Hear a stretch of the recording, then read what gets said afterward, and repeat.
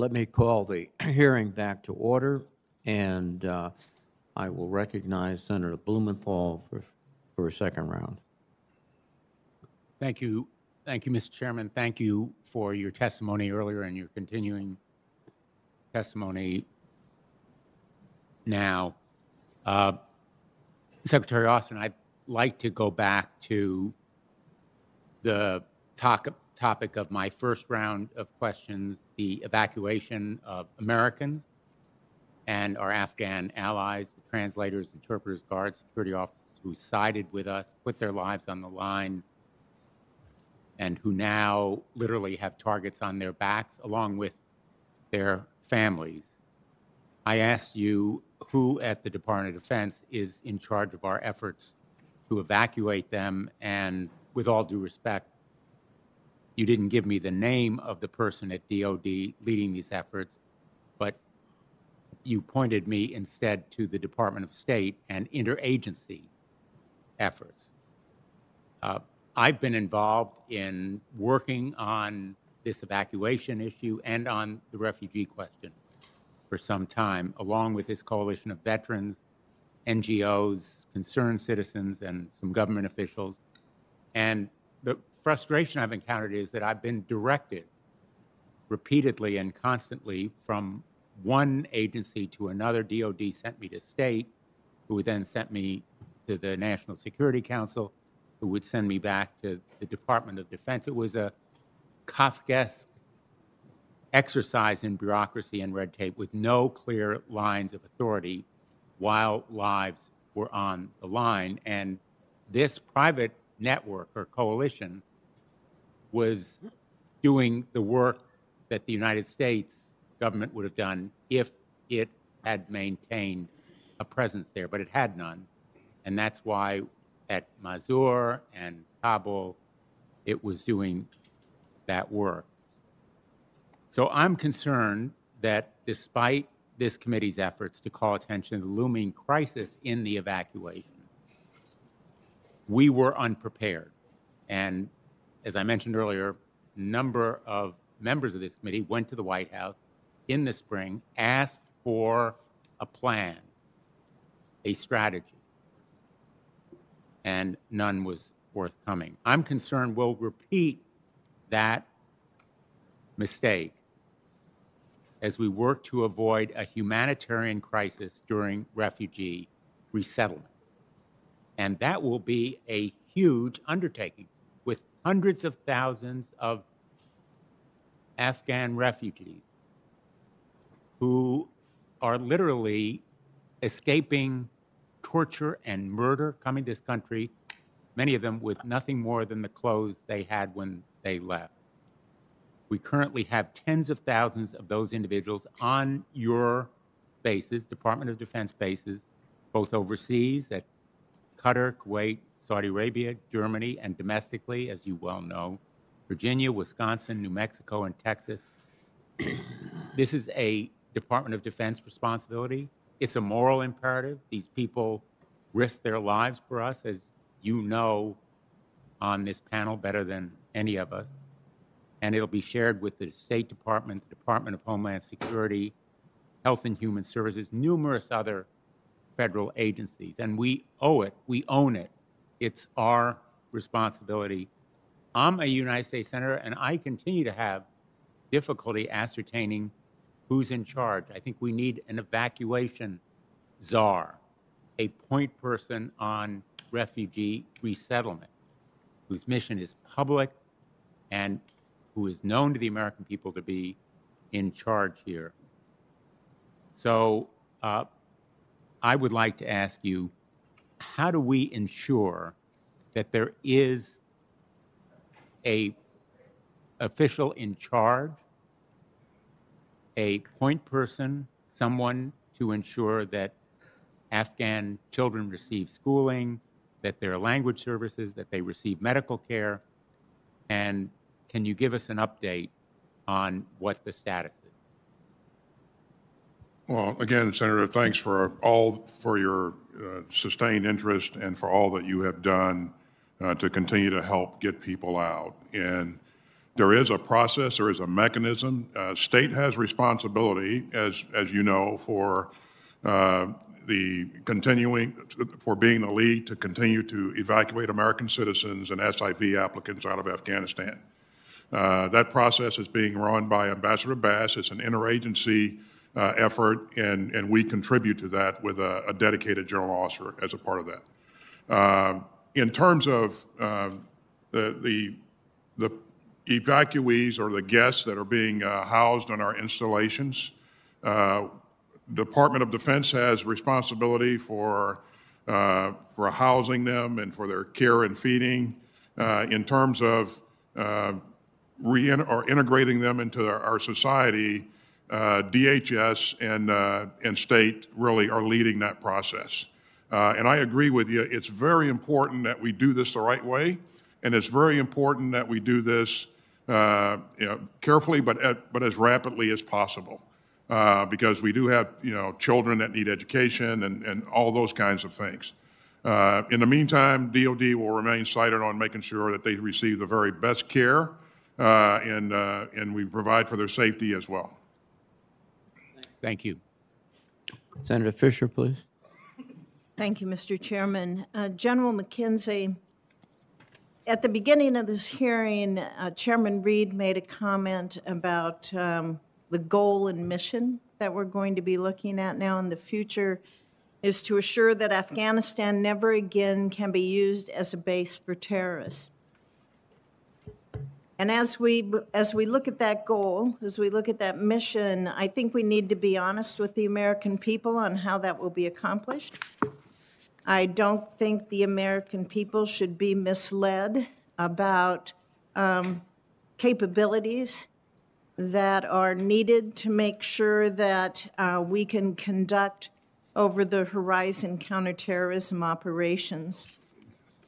President Biden has pointed out that we conduct over-the-horizon CT operations to go after terrorists in other places in the world, including ISIS in Syria, al-Qaeda in Yemen, al-Shabaab in Somalia. General McKenzie, in those three locations, we have either a U.S. presence or reliable partners on the ground. Is that correct? Senator, that's correct. And in those three locations, do we have strike assets or basing agreements in nearby countries? At the level of this briefing, yes, we do. General McKenzie, when the department developed its initial plans for an over-the-horizon approach to counterterrorism in Afghanistan, did those plans assume that the Afghan security forces would serve as our partner on the ground? So we developed plans that were neutral on that. We developed a spectrum of options ranging from we would have robust help from some future government in Afghanistan to a situation, which is what we have now, where we would have no help from the government of Afghanistan. So we developed options across that entire span of future possibilities. But as we developed the options, you developed the options, and the reality is now that we didn't see this collapse coming so quickly, and we don't have partners on the ground. Is that correct? We always had one of the options for CT in Afghanistan would be that we would be at a state where there would be no diplomatic presence there and there would be no help from the government of Afghanistan. So from the beginning, we always saw that as one of the possible futures. And that's the situation we're in right now? That is correct. You stated that during the evacuation, we developed a pragmatic relationship with the Taliban, but you're not saying we should consider the Taliban to be a reliable partner by any means, are you? I do not trust the Taliban. I do not consider the Taliban to be a reliable partner. And any time you deal with the Taliban, you have to look at what they do and not what they say. General McKenzie, Yemen, Syria, and Somalia all border an ocean or a sea, and we can use carriers or other sea-based assets to conduct CT operations. Afghanistan, however, is a landlocked country, so we cannot use our sea-based assets in the same way. Our nearest strike base, or our nearest base, in Qatar is about 1,600 miles away from northern Afghanistan. So our strike assets are significantly further from potential targets than they are in other operating locations. Is it fair to say that it is more difficult to hit targets that are further away from where the strike asset is based? Senator, in general, that's a factor. But I would tell you, because of our ability to refuel aircraft, to position, for example, during the withdrawal, we positioned a carrier off the Makran coast of Pakistan, which shortened the range considerably. So there are ways to get to that finished solution. But Senator, if I could just add, it is not the finished part of the problem that is the most difficult part of the problem. It is the finding and fixing the target where we've run into great difficulties, particularly associated with Afghanistan, because of, as you noted, its landlocked location, its great range from our bases. And while we do have platforms that can fly in there, it eats up a lot of time and a lot of platforms to conduct that mission. That's why I said from the beginning, hard to do, very hard to do. It's not impossible to do. But there are, and we can talk more about it in the closed session. Right, and it's hard because of lack of partners on the ground. That is a significant factor that you look at when you look at any CT operation of this nature. To even reach Afghanistan, our strike assets, they have to fly over other countries. So without an agreement from Central Asian nations north of Afghanistan, is it accurate that we're reliant on the continued use of Pakistani airspace for our over-the-horizon strategy? Senator, you are correct. And that is not a sure thing for the future, correct? Senator, I wouldn't predict the future. I know they were very supportive during the last phase of our engagement in Afghanistan. I think we're now talking to them at various levels about how we might maintain the ability to do that in the future, but I wouldn't want to get out ahead of the department, the secretary, and the policy people on this. But they also have a strong relationship with the Taliban. Would you consider that that's going to grow? I would consider that they're going to be very conflicted about this, as they have been for the last 20 years. Okay. Thank you sir. very much, Senator Fisher. Senator Kane, please.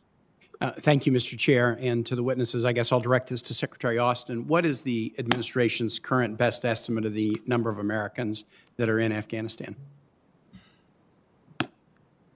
Senator,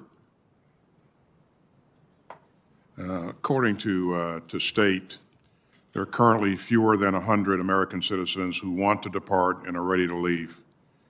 We got out 21 American citizens today, along with their family members. And we'll continue to work this, as you've heard us say earlier. The numbers fluctuate daily, and because more people come to light as time goes by and they see opportunities to safely leave. And so this has been a dynamic process, but again, we will stay focused on this. I understand that. I'm aware that you've had success in getting Americans out, because I've advocated on behalf of some of them, and I've seen the results of your effort, and I know you will continue that. If I remember correctly, there started to be communiques to Americans in Afghanistan that they might possibly consider returning to the United States as early as March. Is that correct? I don't have knowledge of those communiques. I think that may be from a foreign relations, State Department standpoint. Obviously, you can't bring folks home who don't want to come home, but the number that you're currently looking at, and I understand that it changes, who want to come home is now less than 100, and I trust that you'll continue to be diligent about that. To the question that I posed in my first round of questions, and General McKenzie, I'd like to start with you. All three of you are leaders, but you also have on-the-ground experience, and I know you have a deep connection to Afghanistan and people that you fought together with, and your partners and colleagues there, as well as the Americans who sacrificed so bravely. And for the purposes of the committee, we really want to dig into this question about why did the security force and government fail so quickly, because it bears upon future train and assist efforts or future humanitarian efforts. Beginning with you, General McKenzie, what are your own thoughts about the speed of the collapse of both the military and civilian government? So, Senator, I believe that the collapse of the military and the government are completely linked. You can't consider one without looking at the other. And I believe probably the primary accelerant to, I'll take the military side first, the primary accelerant to lowering morale and general efficiency of the Afghan military was what they saw coming in the heels of the Doha Agreement, what they believed was forced upon them.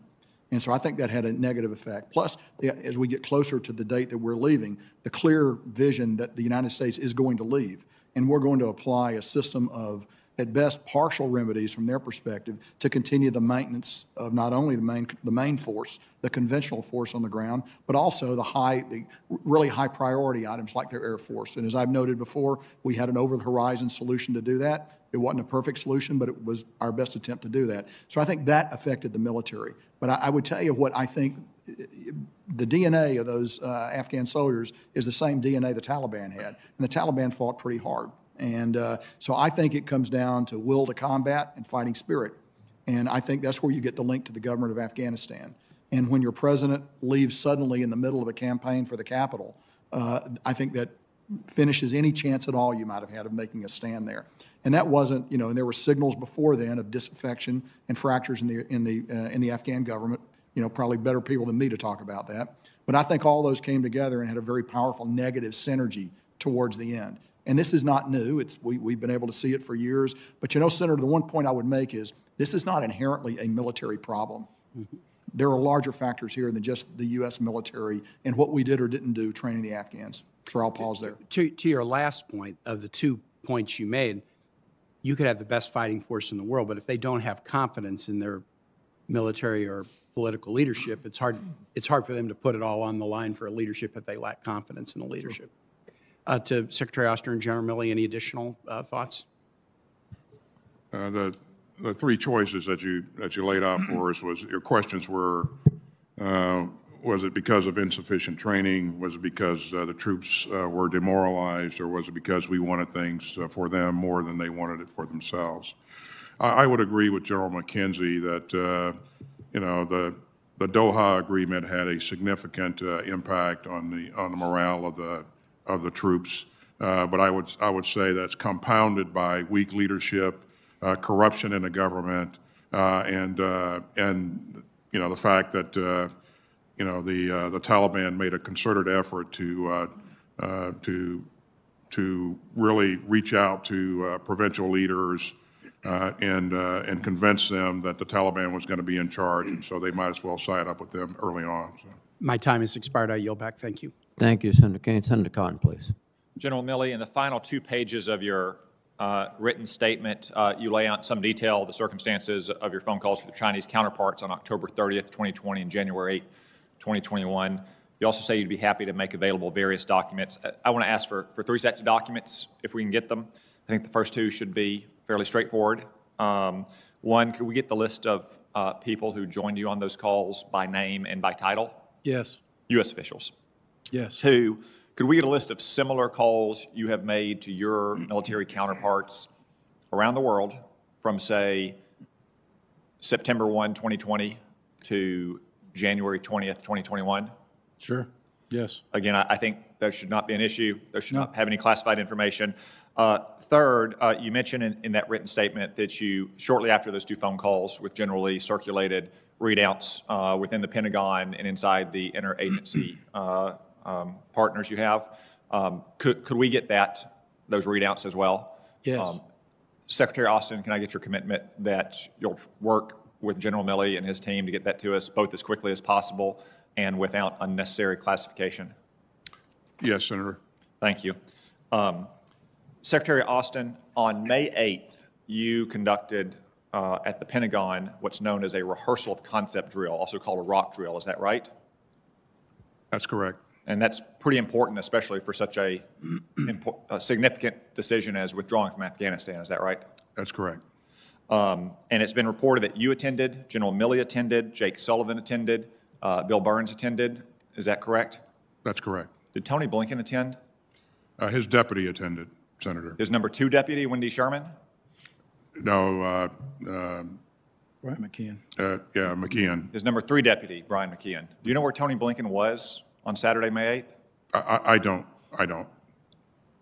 Do you know if he used any DOD resources to travel between May 7th and May 10th? I can certainly find out, but that's not something I was saying. Yeah, I understand it's not right at your fingertips, but I think we could probably get it pretty quickly. I'd like to know if Secretary Blinken used any DOD assets, whether aircraft or air bases or personnel, air crews or ground crews, to travel between May 7th, 2021 and May 10th, 2021. Thank you for that. Secretary Austin, who chose September 11th as the date by which we would withdraw from Afghanistan?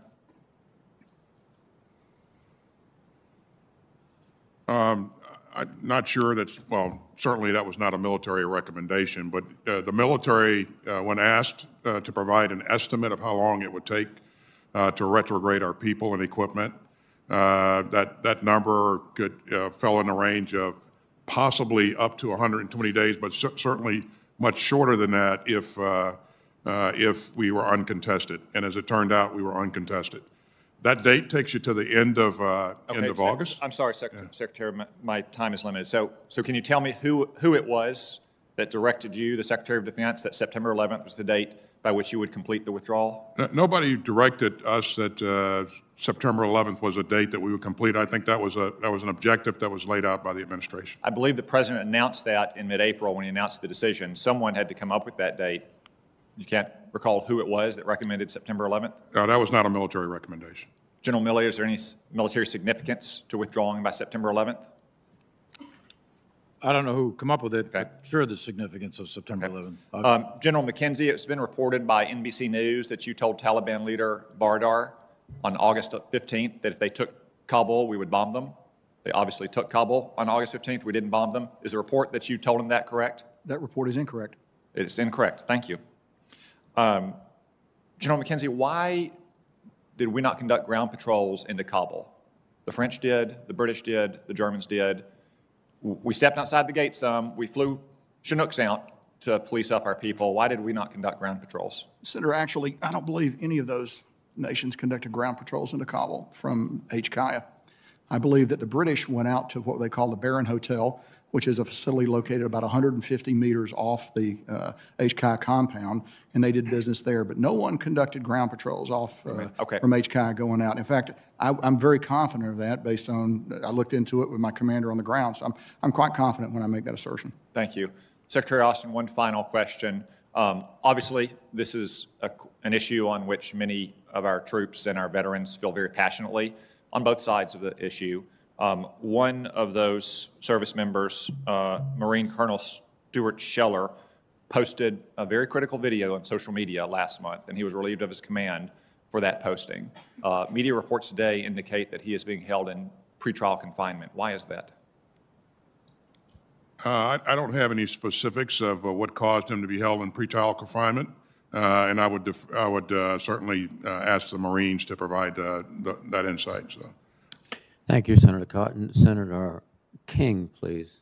Do you need a moment?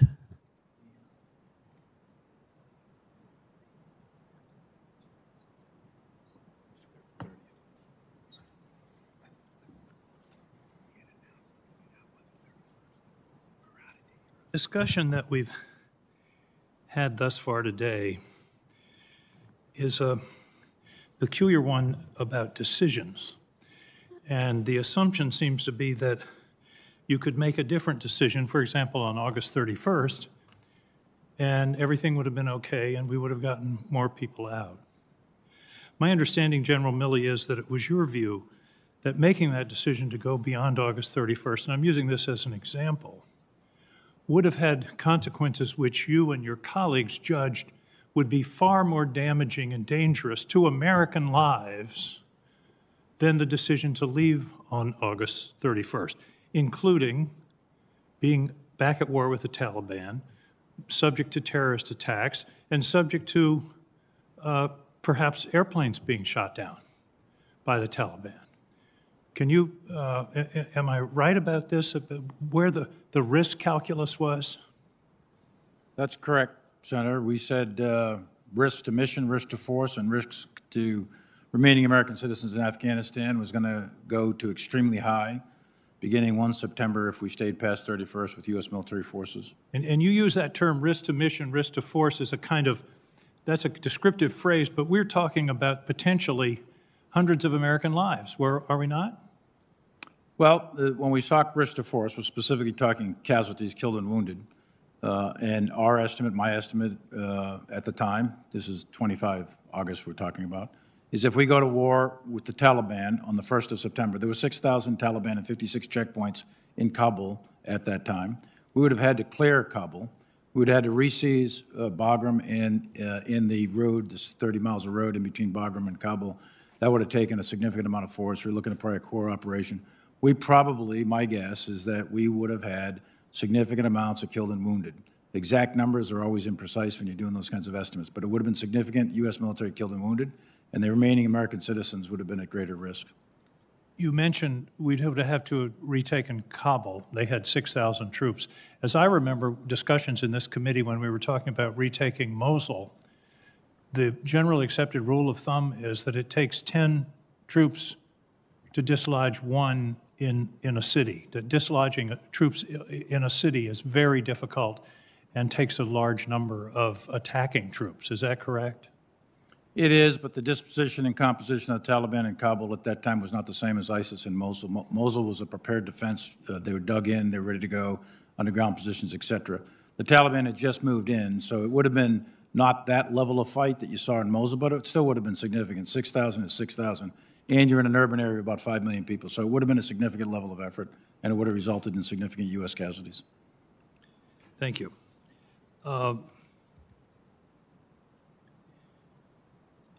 Do you know, and I want to be clear on this, there was a deadline in the Doha Agreement of March 10th for the beginning of negotiations. Did the administration, the former administration, make any objections or raise problems with the Taliban because of their failure to meet that deadline, or indeed to ever meet that deadline in terms of negotiations with the Afghan government? I don't have personal knowledge of that. Zal Khalilzad might be a good one, our former Secretary of State, but I don't personally know.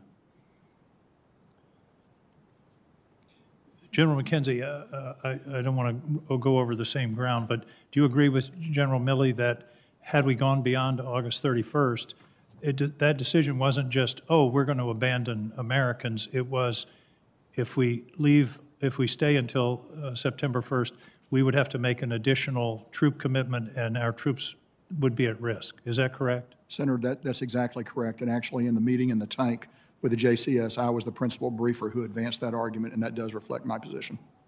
Thank you. Thank you, Mr. Chairman. Thank you, Senator King. Senator Rounds, please. Thank you, Mr. Chairman. In listening to your testimony today, and I've appreciated the amount of effort that you've put into being very clear with us, it seems to me that we have left a power void in Central Asia that has already increased the threat of terrorism and has provided significant opportunities to our adversaries. Secretary Austin, a little while ago you indicated that, and I believe your term was, that if we would have had to have made an earlier withdrawal, perhaps in April or May, that it would have been very, very difficult to have had that completed in an orderly manner. And I think that's the way that you described it. Is that correct, sir? That's correct, sir. I think also, sir, you would probably agree that the withdrawal on the August 30th, August 31 deadline was probably not done in an orderly manner either, was it? There are two issues here, Senator, if I may. First of all, you'll recall that we stated that General Miller planned for an orderly evacuation of people and retrograde of equipment. That plan was laid out, it was rehearsed, and it was executed so that by early July, all of the equipment that we wanted to retrograde had been retrograded, and most of the people were out, except for a small element that was in around the embassy and on HKIA. So.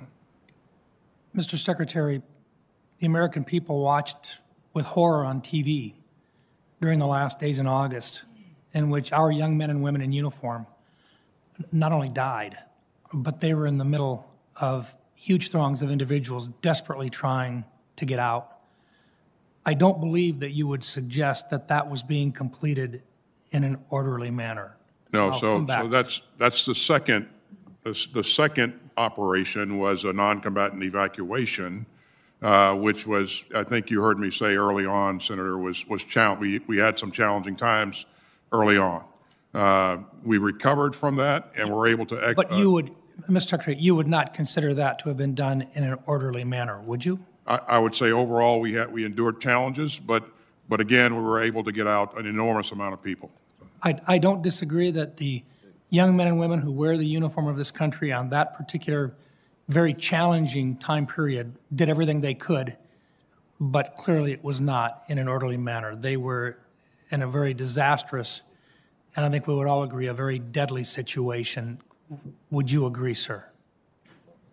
And you heard me say so, Senator, that it was a very dangerous situation that we're in, and despite that, they were able to fight through the challenges, and because of their heroic efforts, we were able to do what we did. So.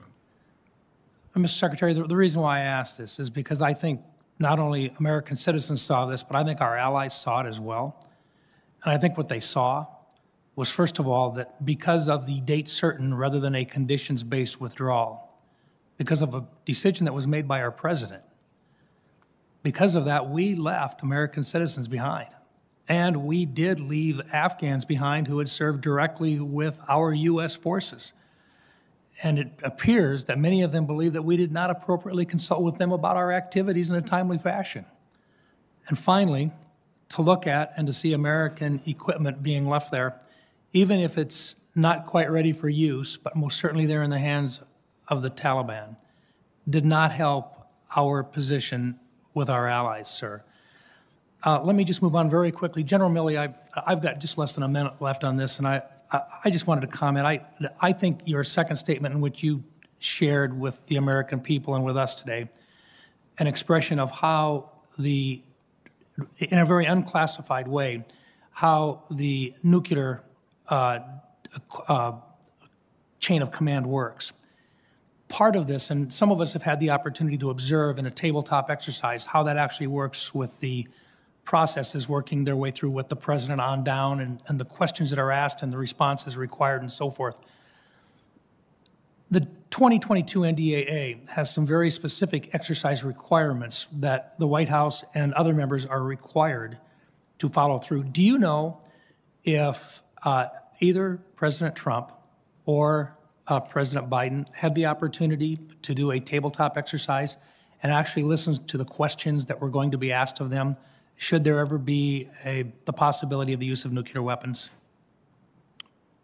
I do not know if either one, President Trump or President Biden, has gone through that tabletop exercise. Thank you. Once again, thank you, gentlemen, for your service to our country. Thank you, Senator Rounds. Senator Rono, please. Thank you, Mr. Chairman. Secretary Austin, my colleague, Senator Duckworth, mentioned the idea of an independent commission to evaluate what happened before, during, and after the war in Afghanistan. So, Secretary Austin, are you open to such an effort? Senator, I will always, as you would expect, always cooperate with my oversight committee. Yes, because I, for one, very much agree that this is a 20-year war, and there are 4 presidents involved, and I'd like to ensure that there are some lessons learned from a 20-year forever war. And at the same time, I feel as though the Republicans have made a total about-face, a U-turn regarding the war. I thought that they wanted the war to end, and they were very supportive of President Trump when he made the deal with the Taliban to get out. So there's that, and clearly there are lessons to be learned in terms of the evacuation, but I think the decision to get us out of this forever war was a good one. Secretary Austin, the President, I want to move to a slightly different topic. The President has touted the Afghanistan pullout as necessary to free up time and money to deal with near-peer competitors like Russia and China, but that stated rationale is somewhat, I think, at odds with the administration's budget, which fails to align funding priorities with the lines of effort identified in the Indo-PACOM Pacific Deterrence Initiative. Secretary Austin, I had brought this up before when we had a posture hearing, so you don't have to get into it now, but I would very much appreciate the efforts and where we are in terms of meeting the 5 lines of effort under the Pacific Deterrence Initiative. Could you provide us with that? We can, Update? and I would just add, Senator, that I've spent a fair amount of time with our combatant commander since we last talked. He's laid out his plans and his intent, and I'm fully behind the effort that he wants to undertake, and so we look forward to discussing that with you. Thank you. And along those same lines, nuclear disarmament talks with North Korea remain stalled, and I'm concerned that steps taken by the DoD, including zeroing out funding for the Homeland Defense Radar Hawaii, HDRH, and objecting just last week to congressional action to reauthorize funds to keep that program on track, put Hawaii at risk in the near future. And what is DoD's credible alternative to HDRH Hawaii going forward? This is the second time that Congress has had to put back money for that radar. So what is the alternative that the DoD has that will protect Hawaii? Well, the capability that we currently have, Hawaii is protected, and again, this is an issue that we continue to look at, and you can rest assured that Hawaii will not be unprotected. Well, I know that we're protected as of today. I'm looking at the future. So a lot of us have concerns about what is going to happen to the Afghani women and girls with the Taliban coming back. I'd be interested, Secretary Austin, to hear your perspective about concrete steps the U.S. can take to influence a future for Afghan women and girls that honors their human rights and freedoms. Well, I certainly share your concern, Senator, and Taliban's track record on this is absolutely horrible. We'll have to continue to work to use economic levers and also international pressure to hold the Taliban accountable for some of the things that they said they're going to do. And again, I think will have to be an international effort to maintain pressure on the Taliban. And at some point, I think we'd like to know, specifically what kind of international efforts are bearing fruit with regard to what the Taliban is doing with the women and girls of their country. Regarding our relationship with Pakistan, so I think I'll submit that for the record because I know we're trying to keep to a 5-minute. But the relationship with Pakistan going forward with regard to the Taliban. Thank you. Thank you very much, Senator Hirono. Senator Ernst, please.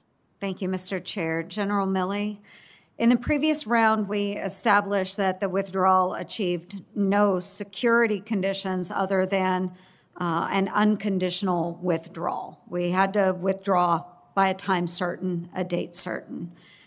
Has the military, and these are yes or no questions, please, General Milley, has the military's task to defeat terror threats from Afghanistan gotten harder? Yes. Does the Taliban and its other terror partners have more ability to train and prepare in Afghanistan now that we've left? More ability, yes.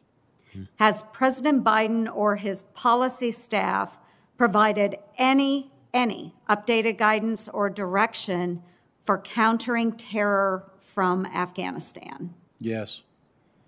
Are we at a greater or lesser risk of terror attack from Afghanistan as a result of our withdrawal? Too early to tell.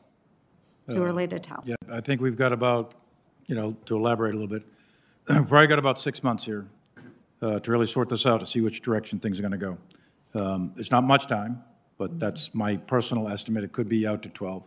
And then we're going to have some indicators and warnings of what direction this is going to go. But that's where I'd put it.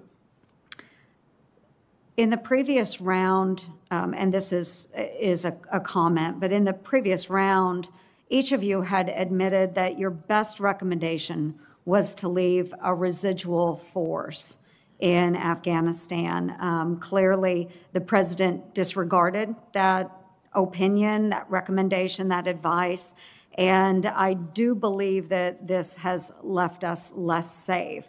A number of my colleagues have mentioned over the horizon. General McKenzie, you referenced the fact that we don't know yet how effective that will be. We don't have partners on the ground.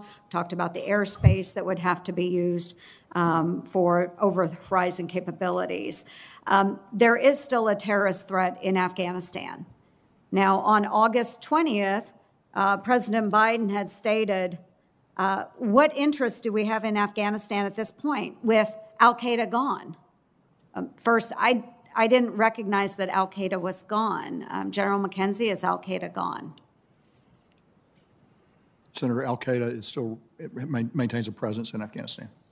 And Secretary Blinken had said on August 22nd that the threat of terrorism metastasized out of Afghanistan a long time ago. General McKenzie, is there any terrorist threat in Afghanistan now? There is what we see is ISIS newly rejuvenated with the prisoners that came out of Parawan and Polycharky prison. They're gathering their strength.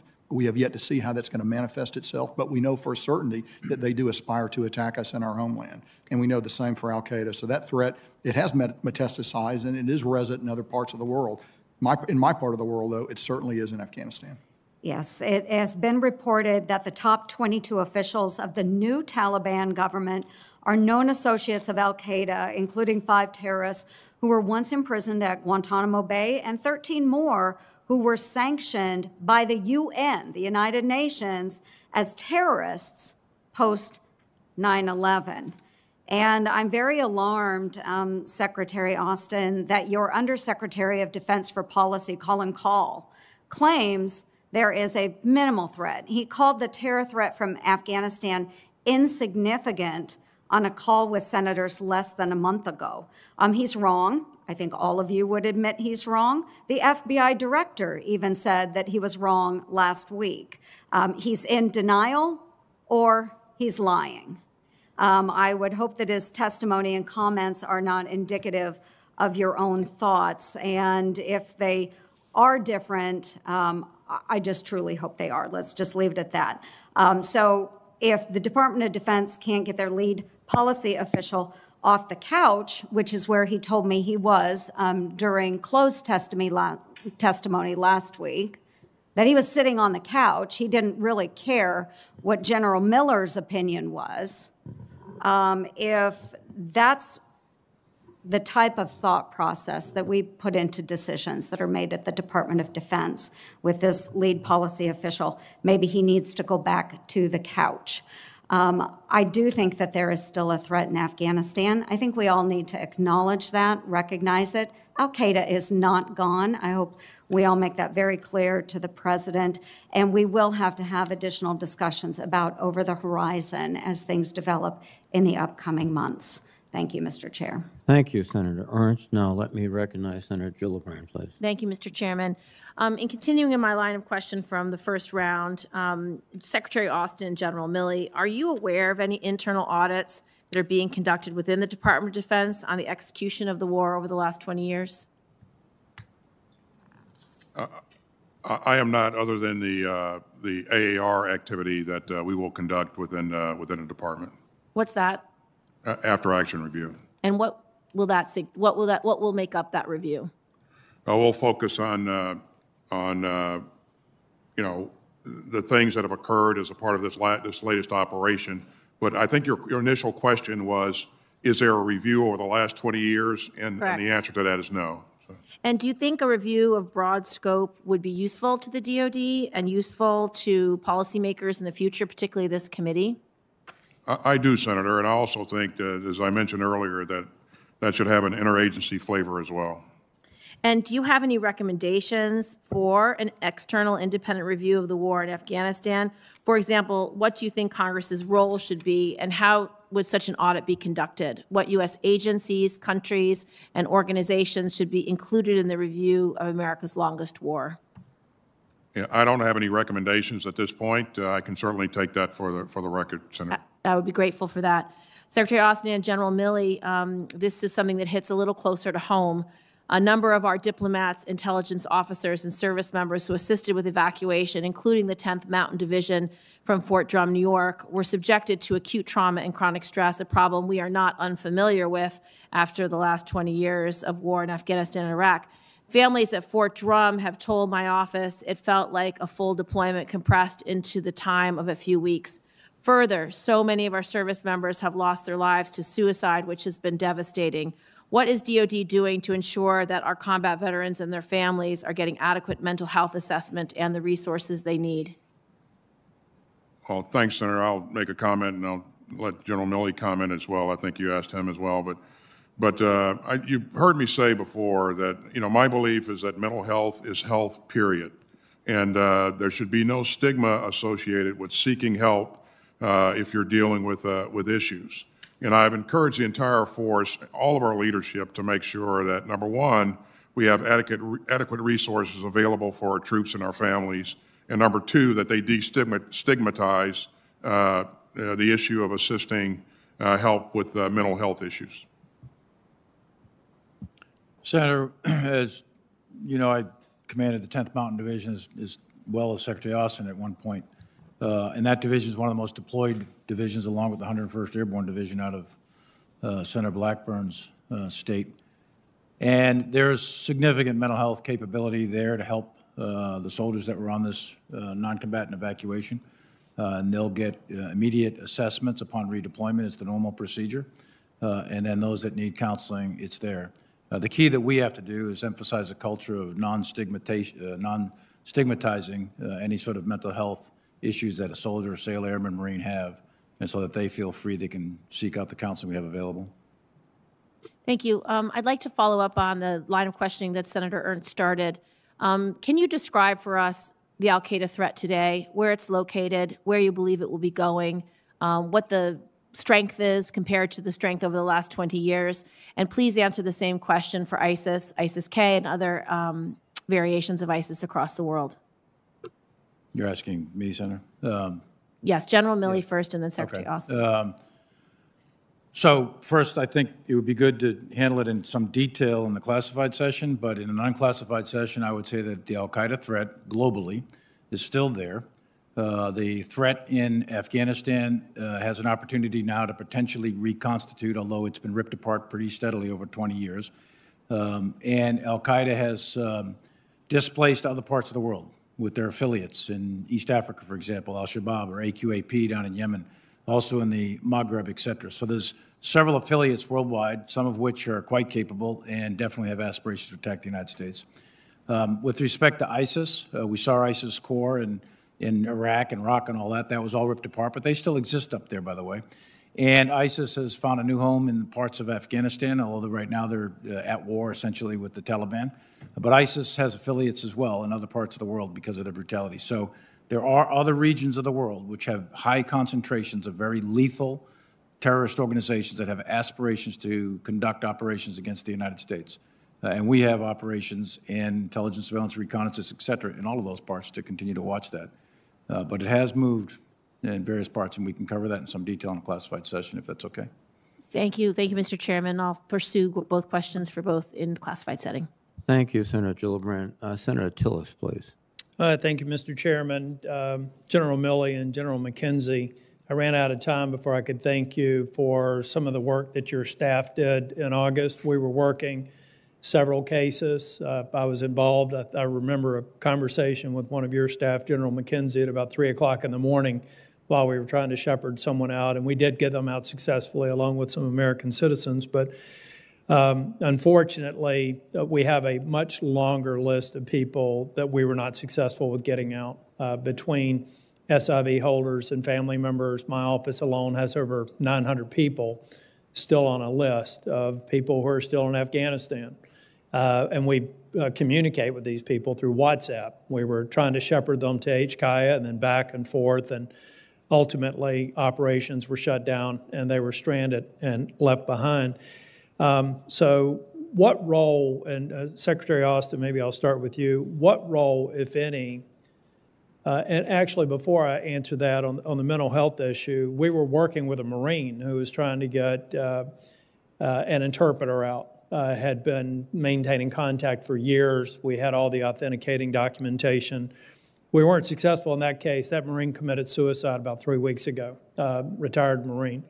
So this is having real-life consequences not only in Afghanistan but here in the United States. So, Secretary Austin, what role, if any, does the DOD play in helping us draw down this list of people that we believe we have documentation that suggests they should somehow get shepherded out of Afghanistan? Senator, first of all, my deepest condolences on the loss of our Marine. Really saddened to hear that. Thoughts and prayers to his families. DOD continues to work as a part of the cell that you may have heard me mention earlier. That's actually run or headed up by the State Department, and Ambassador John Bass is running that.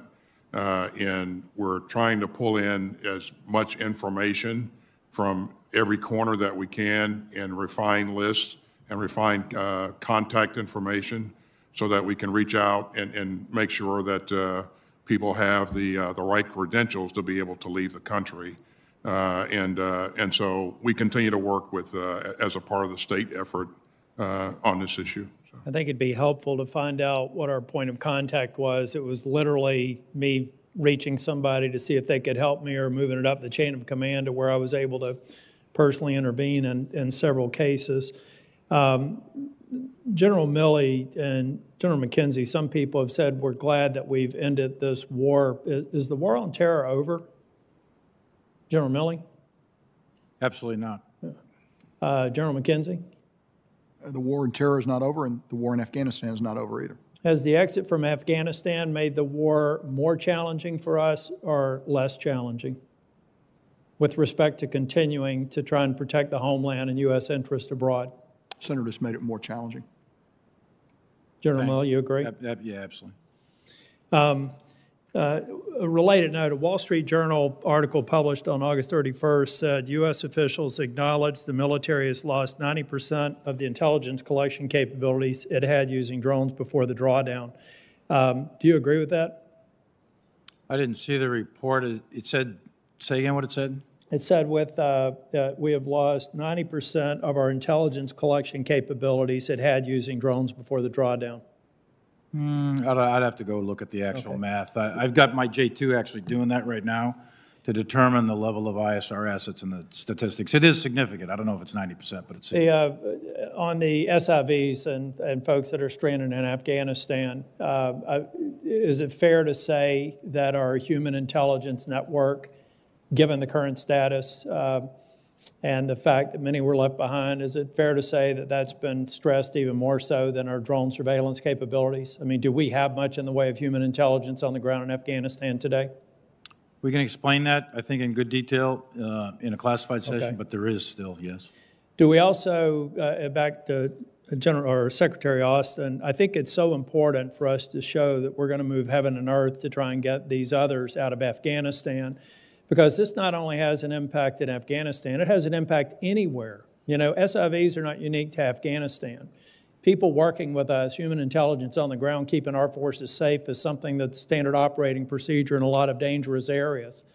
So I hope that we recognize that we owe it to the people of Afghanistan, but we owe it to our men and women in uniform to get this right. Thank you. Thank you, Senator Tillis. Now let me recognize Senator Warren. Thank you, Mr. Chairman. General Milley, our military executed a massive operation during the month of August. As I understand it, it was larger than the Berlin airlift. For the record, can you just tell us how many Americans you evacuated? Almost 6,000. I can get your precise number for the record, but it's about 6,000. Let's get the right number for the record, but that's helpful. And how many people in total did the U.S. and coalition forces evacuate? 124,000. Total 44,000 went out on non-U.S. aircraft. The rest came out on U.S. aircraft. Okay, an extraordinary effort, but still, it's hard to get everyone out. Largest airlift in history. Right. Hard to get everyone out. One problem, of course, is that there were so many Afghan SIV applicants in Kabul waiting to be evacuated because the Trump administration had essentially shut the program down.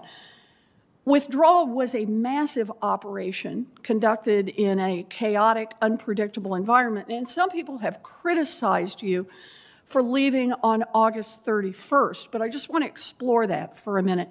General Milley, once the Afghan government collapsed in August, would you say that staying past the date of their collapse would have exposed the force on the ground to substantial additional risk? Yes, and that is exactly what we assessed, that if we stayed past the 31st, the risk to force, U.S. military casualties, the risk to the mission, the ability to continue to execute a NEO, and most importantly, the risk to the American citizens that are still there was going to go to, we assessed, very high levels, and we thought that that was a level of risk that was unacceptable. Okay, and just so I'm sure, and everybody's got this on the record, so if we'd stayed another week or 2 or 3, then it's likely there would have been another attack that killed American service members? Is that what you're saying? I would say that that is a near certainty. All right. For years, we poured money into the Afghan government, and for years, we trained their army, we outfitted them with all the best American equipment, we provided them with overwhelming air power. Even so, both the Afghan government and the army collapsed almost instantaneously. So, General Milley, let me ask you, given how quickly the Afghan government and the Afghan army collapsed, do you think that either or both would have been able to stand on their own with just another few months or another few years of American assistance and training?